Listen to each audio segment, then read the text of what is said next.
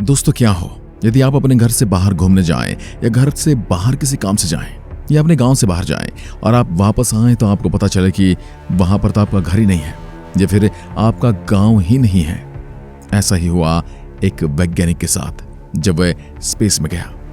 वहां उसको पता चला कि अब उसका देश ही खत्म हो गया है, यानी जिस देश में वो रहता था और जहां उसको वापस जाना था वो अब रहा ही नहीं। तो सोचिए उस वैज्ञानिक का क्या हाल हुआ होगा। यह आपके लिए एक कल्पना भर हो सकती है, लेकिन ये सच है, हकीकत है। एक एस्ट्रोनॉट के साथ ऐसा भी हुआ था जब उसे 5 महीने के लिए अंतरिक्ष में रहने के लिए भेजा गया और जहां उसे पता चला उसका देश अब रहा ही नहीं। अब ऐसा भी नहीं कि पूरी दुनिया तबाह हो गई, बस दुनिया के नक्शे से उसका देश ही गायब हो गया था। ये देश 70 साल पहले एक विस्फोटक क्रांति के नतीजे से बना था और आज वो टूट गया। सोवियत संघ नाम की महाशक्ति तो बिखर गई, लेकिन दोस्तों उसका एक नागरिक अंतरिक्ष में रह गया। अब इस आखिरी नागरिक की कहानी क्या थी और स्पेस में उसका क्या हाल हुआ था, आइए जानते हैं इसकी एक दिलचस्प कहानी। दोस्तों, शुरुआत होती है 18 मई 1991 को, जब कजाकिस्तान के बाइकनोर के कॉस्मोड्रोम पर बस आकर रुकती है। उस समय जब बस यहां रुकी तो उसमें केवल 2 लोग उतरे थे। इसमें एक थे सर्गेई क्रिकालेव, अनातोली आर्टेबास्क्री, जिन्हें भी एक रॉकेट में बैठना था, एक 10 सोयूज रॉकेट जो उन्हें सीधा स्पेस तक ले जाने वाला था। उस समय कजाकिस्तान सोवियत संघ का ही एक हिस्सा हुआ करता था और अंतरिक्ष में तब सोवियत संघ का नाम आगे था। बेशक अमेरिका चांद पर पहला कदम रखने वाला देश था, लेकिन सोवियत संघ के वैज्ञानिकों ने 2 कदम उससे आगे जाकर अंतरिक्ष में घर बनाने की शुरुआत कर दी थी। इस शुरुआत के नतीजे में बना Mir space station. International space station Mir के बाद बना। तब सिर्फ मीर था, जिसमें अंतरिक्ष की पहली लैब बनाई गई थी, जिसमें जीरो ग्रेविटी में किए जाने वाले परीक्षणों की शुरुआत हुई थी। स्पेस स्टेशन के रखरखाव के लिए किसी को स्पेस स्टेशन में मौजूद रहना पड़ता था। इस बार बारी थी क्रिकालेव और आर्टेबास्क्री की। दोनों इससे पहले भी अंतरिक्ष की यात्रा कर चुके थे। जाने से पहले हर बार दोनों एक पुरानी परंपरा का पालन करते थे। इस पुरानी परंपरा की शुरुआत 3 दशक पहले हुई थी। 1961 में यूरी गागरिन बाइकनूर कॉस्मोड्रोम तक स्पेस लॉन्च के लिए बस में पहुंचे थे। बैठे बैठे उन्हें लगा उन्हें तेज पेशाब आया है, इसलिए उन्होंने बस के ड्राइवर से कहा और बस के पिछले टायर की तरफ गए और खुद को हल्का किया था। तब से एक गुडलक चार्म बन गया और क्रिकालेव और आर्टेबास्की ने भी यही किया था और दोनों सोवियत रॉकेट में बैठे। दोनों सोवियत नागरिक थे और इनके साथ एक तीसरी एस्ट्रोनॉट भी थी, जो कि पश्चिम से आने वाली ब्रिटेन की हेलन शर्मन, और बाकी ये दोनों सोवियत कॉस्मोनॉट को लेकर धरती से 350 किलोमीटर ऊपर उड़ रहे थे। मीर स्पेस स्टेशन की तरफ उड़ान भरने लगे। अब स्पेसक्राफ्ट मीर स्टेशन के पास पहुंचा तो उसके गाइडेंस सिस्टम ने काम करना बंद कर दिया। गाइडेंस के बिना क्रोकालेव ने भी जरूरी को संभव करके दिखाया और मैनुअल कंट्रोल के जरिए स्पेस स्टेशन को ठीक निशाने पर सटा दिया।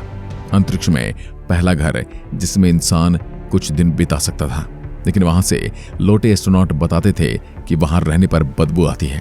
हालांकि क्रिकालेव को इन बातों से कोई फर्क नहीं पड़ता था और जब वो स्पेस में जाते तो यही कहते, वापस घर लौट रहा हूं।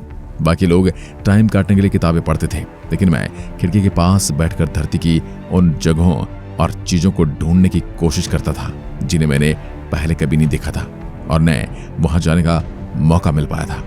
ब्रिटेन की हेलन शर्मन अब वापस लौटने वाली थी और क्रिकालेव और आर्टेबास्क्री को 5 दिन और स्पेस पर रहना था। इस दौरान उन्हें 6 बार स्पेस वॉक पर जाना था और स्पेस स्टेशन की मरम्मत करनी थी। ये काम मुश्किल था। क्रिकालेव को धरती एक जैसी दिखाई दे रही थी, जिसमें कोई सीमा नहीं थी, जबकि धरती कुछ और ही थी जो क्रिकालेव को ऊपर से दिखाई नहीं दे रही थी। दुनिया में अब एक बहुत बड़ा बदलाव होने वाला था। एक महाशक्ति अपनी आखिरी सांसें गिन रही थी।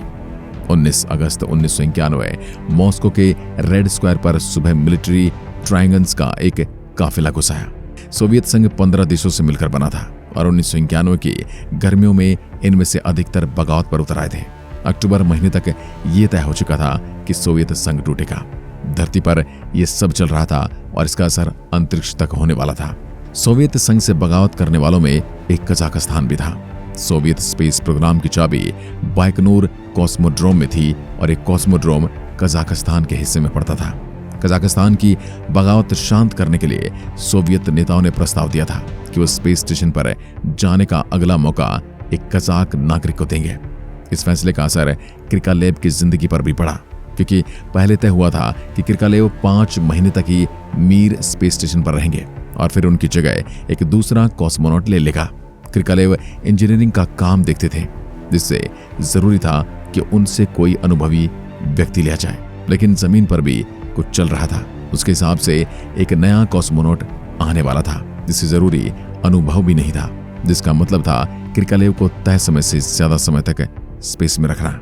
2 अक्टूबर अनातोली आर्टेबास की धरती पर लौट आए और क्रिकालेव अकेले ही स्पेस स्टेशन पर मौजूद थे।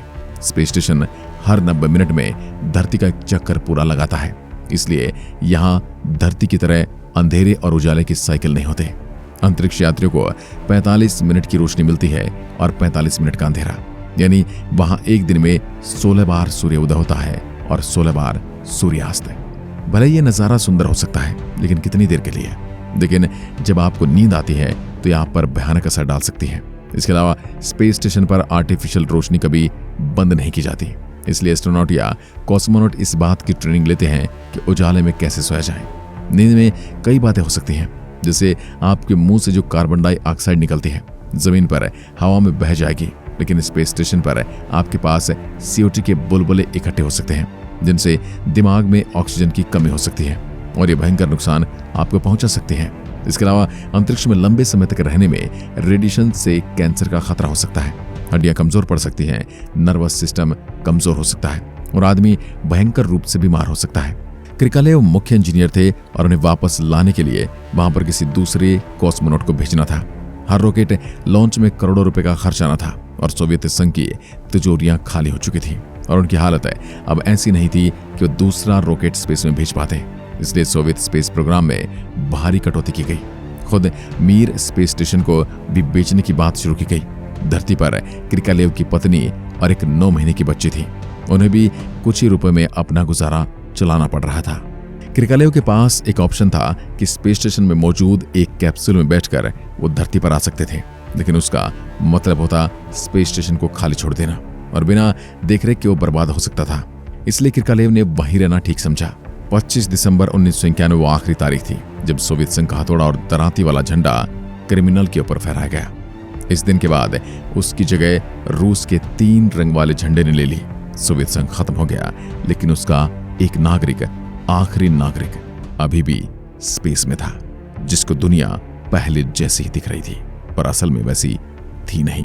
स्पेस में क्रिकालेव को दुनिया की सारी खबरें मिल रही थी और स्पेस से ही उन्होंने अपने देश को टूटते हुए देखा। ऊपर से देखने में दुनिया बिल्कुल वैसी ही नजर आ रही थी, फिर भी नीचे दुनिया बहुत बदल चुकी थी।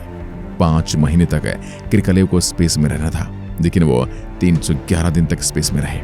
ये अपने समय का उनका एक रिकॉर्ड था। 25 मार्च 1992 को क्रिकालेव को धरती पर वापस लाया गया। उनका शरीर कमजोर पड़ चुका था।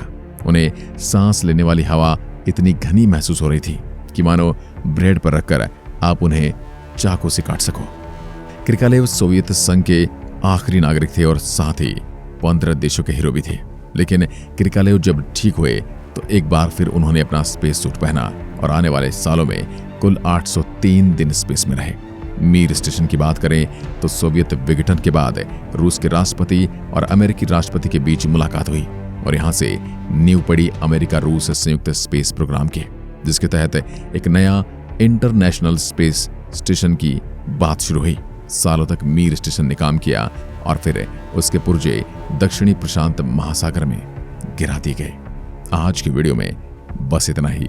अगर वीडियो पसंद आए तो लाइक कीजिए और ऐसी वीडियोस के लिए चैनल को सब्सक्राइब जरूर करें। धन्यवाद। जय हिंद, जय भारत।